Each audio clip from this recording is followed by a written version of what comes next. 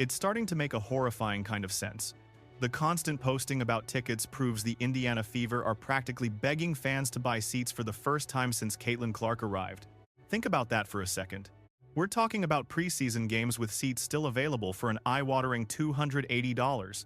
I have never seen them ask more, demand more, or tweet more when it comes to ticket sales and trying to sell out an arena. They're pushing harder than ever before. I have never seen the Indiana Fever ask for more than they are asking right now. What about the home opener? Entire sections are sitting completely empty and unsold. This is the very same team that sold out its home opener in under an hour just last year. This is the same franchise with the single biggest, most powerful draw in the history of women's basketball. Yet fans are now loudly explaining why they are refusing to buy their tickets. They vividly remember what happened last season, and they are absolutely not getting fooled a second time. Tickets are moving slowly for the Indiana Fever. When you compare it to that first year, those seats flew off the shelves instantly. When you look back at the second year, #NowYouKnow, they disappeared just as fast. They couldn't keep them long enough. Now we are just 1 week away from the preseason. A lot of tickets are still available. We are about 2 weeks away from the regular season and seats remain empty. Not only are they available, but the Fever ticket prices are sky high. I wouldn't spend that much money myself. Let me ask you this. When your team has the most popular and electrifying player in the sport, yet you can't sell out the home opener a week before the season starts, is that a massive problem? Does that tell you, loud and clear, that your fans are done trusting this organization to handle their star player? Or is this just a story about rising ticket prices and a tough economy?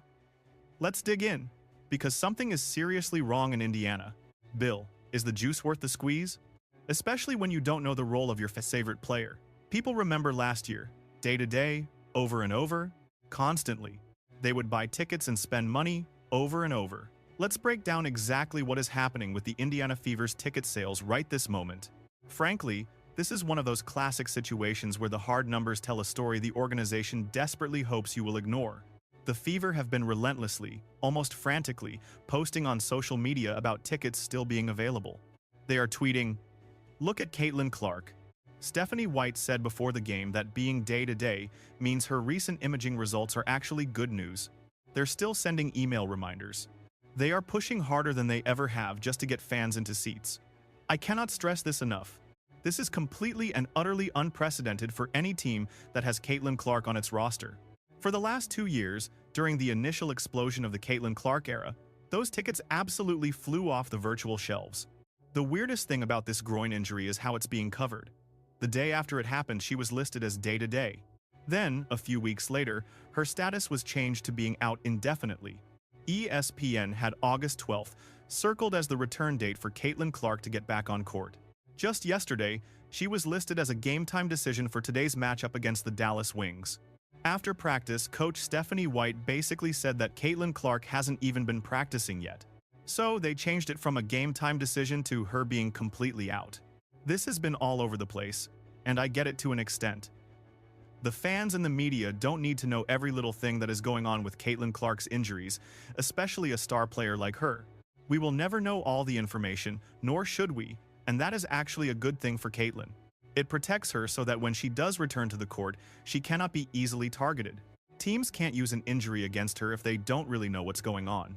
But the general reporting of her timeline has had no rhyme or reason to what's been shared. Remember year 1? Tickets were gone in minutes. It was a total feeding frenzy. And in year 2, it was the exact same thing. The Fever literally couldn't keep tickets on the shelf for more than a second. People were desperate, fighting over every seat, doing whatever it took just to witness those games in person. Resale sites like StubHub and SeatGeek went absolutely nuclear. You couldn't even dream of finding tickets at face value because the demand was just that massive and high. That right there was the Caitlin Clark effect in full swing. She was the ultimate draw in women's basketball, single-handedly turning the Indiana Fever into the hottest ticket in the entire WNBA. But let's fast forward to today. We are 1 week from the preseason and only 2 weeks from the regular season tip-off, yet there are still tons of tickets available. And we're not just talking about the cheap nosebleed seats in the rafters or some random Tuesday night game against a team at the bottom.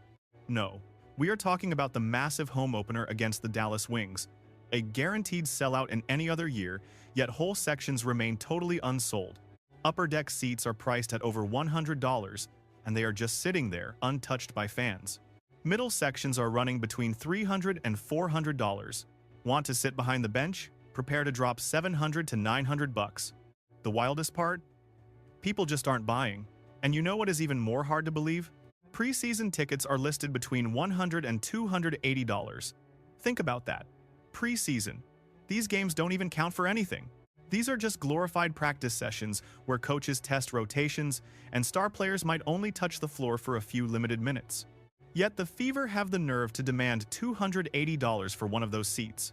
That is absolutely ridiculous pricing for games that are essentially nothing more than high-level scrimmages. It's no shock that fans are looking at those tags, looking at their bank accounts, and saying, yeah, no thanks. Now, the Fever organization and their most loyal defenders will immediately blame the economy for this. And you know what? They have a point. To a degree, gas prices are up. Airfare is getting ridiculously expensive lately. The overall cost of living has gone through the roof. A trip to the grocery store feels like a gut punch. All of that is true. Economic factors definitely play a part in how people spend their extra cash, and sports tickets are a total luxury. No one is arguing with that reality. But here is the major hole in that theory. The economy was also incredibly rough last year. Inflation has been a huge burden for several years now. And yet, despite all of that, every ticket still sold out almost instantly last season. So, we have to ask, what changed between then and now? Why are the same fans who happily paid those premium, inflated prices last season suddenly so hesitant to buy? The real answer isn't the economy. The real answer is a lack of trust. Specifically, it is the total breakdown of trust between the team and its fans, all starting with how they badly handled Caitlin Clark last year. So, let's take a look back and break down exactly what happened last year that has left fans so incredibly nervous about buying tickets this time. It started when Caitlin Clark got hurt. The team immediately went into this vague, frustrating day-to-day mode regarding her injury status. Every single game became a total guessing game. Is she going to play? Or is she sitting out? Nobody had an answer until just moments before the opening tip-off. As a result, fans who dropped huge cash for tickets weeks in advance would show up to the arena buzzing with excitement, only to find out at the last second Clark wasn't even suiting up. Just listen to this. Coach Stephanie White said before one game that Caitlin being day-to-day meant her scans were good news, but there was still zero official word on her status. One fan shared a heartbreaking story about how they flew all the way to Indianapolis with a close friend. They booked a hotel right across the street from the arena to be close. They bought tickets super early to guarantee great seats. And then they arrived, and their favorite star wasn't even taking the floor. That is a brutal, soul-crushing experience. You spend all that money on flights to get there. You book a room, you buy pricey tickets, you invest your time, effort, and emotional energy into this trip just to see Caitlin Clark play. And then you show up, and she isn't even in the building. It is a total bait and switch. Another fan mentioned they bought tickets right at the start of the season. They paid through the nose, stayed for an expensive night in the city, and took their family to 4 straight games after the injury, hoping for her return. This year, they are taking a wait-and-see approach, and you really can't blame them. Fans don't want to get burned again. That one feeling is exactly why the Fever's ticket sales are suffering so badly right now. Supporters remember being used. They vividly recall the feeling of being dragged along, as if the WNBA franchise was dangling Caitlin Clark like some sideshow attraction just to boost attendance for an Indiana losing team. The playbook the Indiana Fever ran was honestly just plain cynical. They would announce that Caitlin was nearly ready to return. So, what happened? Fans would scramble to buy tickets for the next game, hoping to witness her big homecoming. Then, right before tip-off, the team would claim she actually needed another week or even 2 to fully recover. But the damage was done. The tickets were sold and the cash was already in the bank. People would show up expecting that Caitlin Clark magic, but instead, they saw a broken, injury-riddled roster that simply could not compete. By the time August arrived, the team was totally destroyed by injuries, a complete shell of itself. But the fans had already paid. They had already booked flights and hotels. They had invested everything in the simple dream of watching Caitlin Clark play ball. Management exploited that loyalty by dragging things out with vague injury reports and those day-to-day status updates that never, ever gave the public the real information needed to know if their money was being wasted. People don't forget that treatment. You cannot treat your customers like that and expect them to come back next season. They aren't going to just open their wallets and do it all over again. Trust takes forever to build, and only a moment to shatter. Last season, The Indiana Fever destroyed that trust by how they managed the Caitlin Clark injury and the terrible way they spoke to the fans about the situation. And look, it isn't just about the shady injury reports. It's also about how the coaching staff used Clark even when she was healthy. Fans filled the arena expecting to see Caitlin Clark leading the offense, making huge plays, scoring in bunches, and doing all the incredible things that make her the top star in women's basketball. So, what did they see? They watched her run around off the ball, basically doing cardio. She just stood in the corner, completely left out of the game. Their coach, Stephanie White, played her at small forward while other guards were the ones handling the rock. Fans paid premium prices to witness the authentic Caitlin Clark experience. Instead, they got stuck watching the Stephanie White show. It was a frustrating display where the coach's rigid vision mattered more than maximizing the once-in-a-lifetime talent that makes Caitlin so special. Fans haven't forgotten that. They remember sitting in those expensive seats and asking themselves, wait a second, I paid this much to watch Caitlin Clark just stand there and set screens for others? Now, add everything that has happened during this strange offseason to the pile. The roster construction makes absolutely zero sense. They signed 8 guards when they already have the world's best point guard, then drafted Raven Johnson at number 10 when the team needed size and help in the paint. Team president Amber Cox is even talking about limiting Caitlin's playing time. Stephanie White claims that because she has 25 years on Caitlin, she knows better. To make it worse, the GM, Lynn Dunn, went on Twitter to call fans complainers for questioning these bizarre and confusing roster moves. All of this reveals an organization that seems far more interested in proving they are the smartest people in the room than actually building a championship team around their generational talent. And the fans see it all. They read the quotes and watched the awkward interviews. They understand exactly what is being said between the lines. Based on that evidence, they are making the logical decision not to spend their hard-earned money until they see how this season actually looks on the court. Why wouldn't they be cautious? What if they buy tickets and Caitlin is actually on a minutes restriction?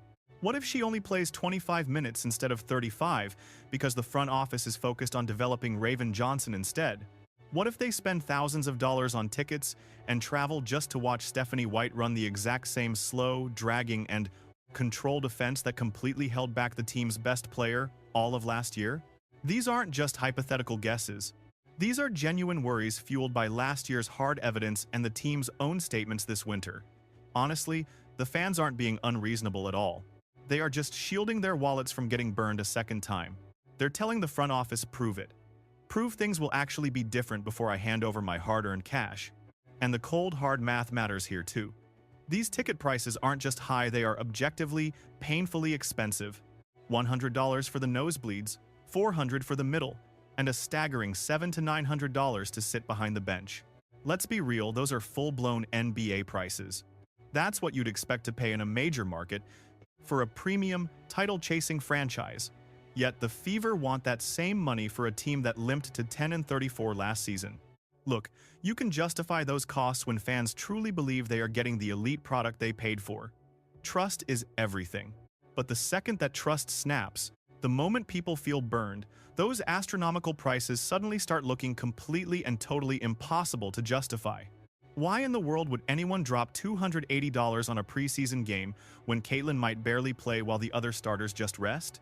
Why pay $400 for a game when the folks who paid that last year didn't even get to see her take the court? The Indiana Fever are currently getting a brutal, very public education on how to manage their customer relationships. You can't just assume that massive fan demand will always exist, regardless of how you treat people. You can never take your fan base for granted. You definitely can't treat them like personal ATMs that you just shake whenever you need more cash.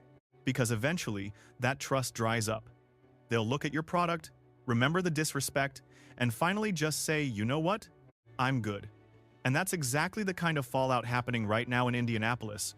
Selling only 70% of your home opener when you have the hottest star in women's basketball on your roster is honestly nothing short of embarrassing. This isn't some supply and demand problem. It's not just the economy either. This is a trust issue, pure and simple. It's a loud message from fans voting with their wallets and saying, we're not even sure you're going to deliver the high-quality product we're actually paying for. And comparing these numbers to last year makes the entire situation look even more stark and alarming. Last season's opener sold out in under 1 hour. This year, thousands of seats are still empty just 1 week before tip-off.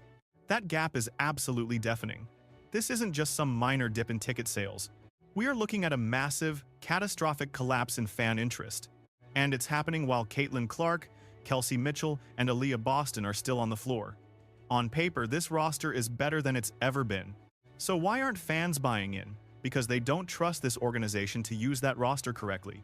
They don't trust Stephanie White to truly maximize Caitlin Clark's once-in-a-generation talent.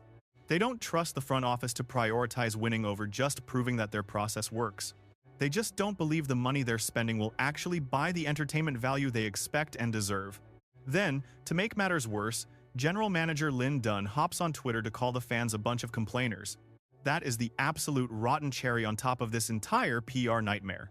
You have a team clearly struggling to sell tickets, having done everything possible to erode the trust of their fans.